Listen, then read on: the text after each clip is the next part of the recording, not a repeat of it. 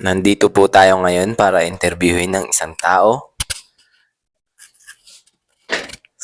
sa likod ng kanyang mga tato. Kung ano ang kwento sa likod ng kanyang mga tato.